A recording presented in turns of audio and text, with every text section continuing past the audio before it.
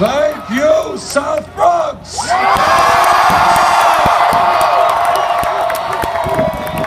Let me thank Nadja Stevens, Erica Andiola, Luis Sepulveda, Judy Sheridan Gonzalez. Let me give a special thanks to Rosario Dawson, to Spike Lee, and to Residente.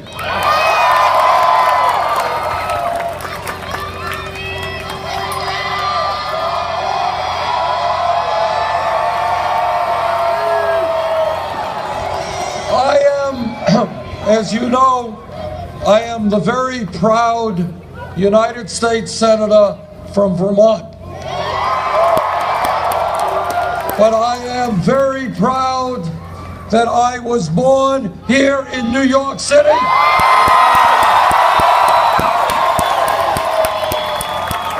That my wife was born in Brooklyn, New York.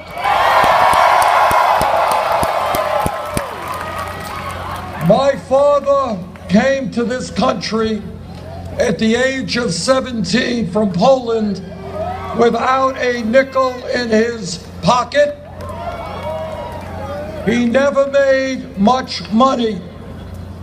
We lived in a 3.5-room rent-controlled apartment in Brooklyn. So I learned a little bit about what it means to grow up in a family that has no money. And I also learned a little bit about the immigrant experience. Those lessons I will never forget. What this campaign is about is creating a political revolution.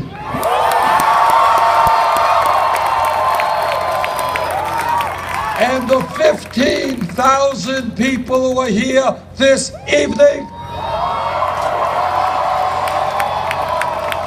you are the heart and soul of this revolution.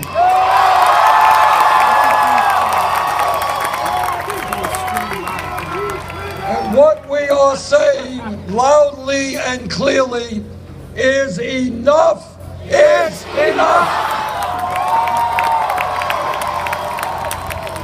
We want a government that represents all of us, not wealthy campaign contributors.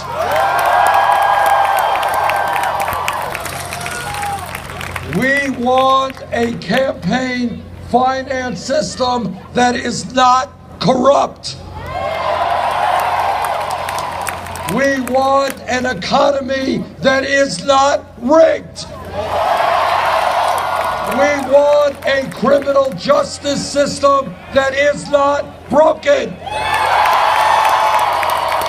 We are determined that instead of spending trillions of dollars on a war in Iraq that we never should have gotten into, we are going to reinvest in the South Bronx and in communities all over this country.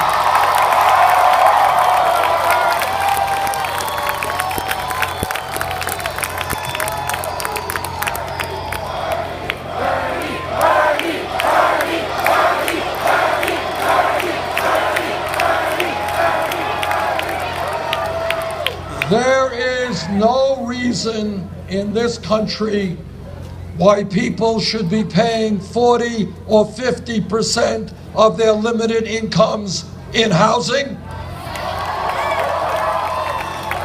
There is no reason why people should not have access to the health care that they need.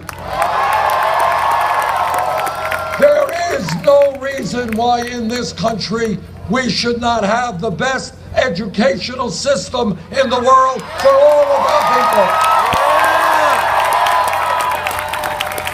There is no reason why we should have the highest rate of childhood poverty of any major country on earth. There is no reason why we should have more income and wealth inequality than any other major country. What this campaign is about is telling Wall Street and the billionaire class they cannot, they will not have it all. We are going to create a nation in which our people have decent paying jobs, where our children are not unemployed, where our parents and grandparents can live with dignity on Social Security. And that is why we're going to raise the minimum wage to $15 an hour. It is why we are going to have pay equity for women. It is why we are not going to accept deteriorating inner cities, why we are going to build affordable housing, why we are going to rebuild our roads and our bridges and our water systems and our wastewater plants. And when we do that, we create 13 million decent paying jobs. In America today, we will not accept a situation where the top 0.1% now owns almost as much wealth as the bottom 90%.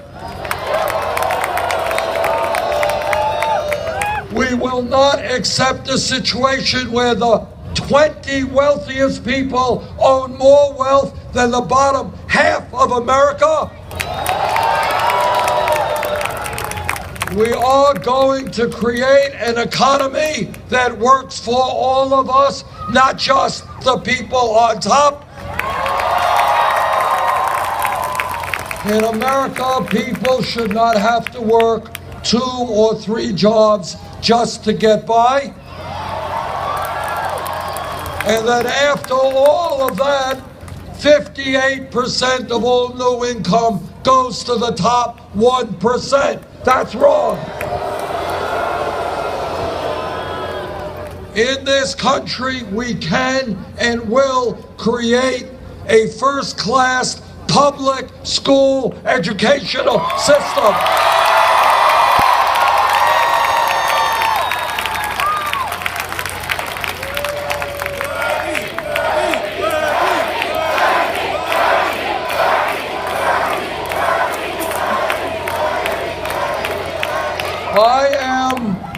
I went to public schools in Brooklyn, New York.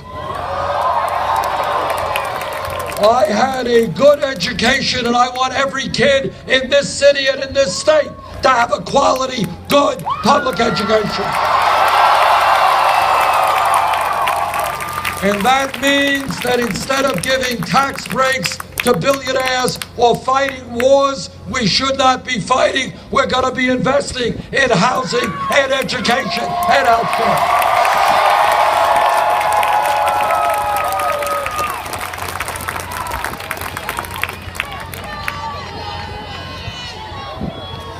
In this country, we should not be the only major nation on earth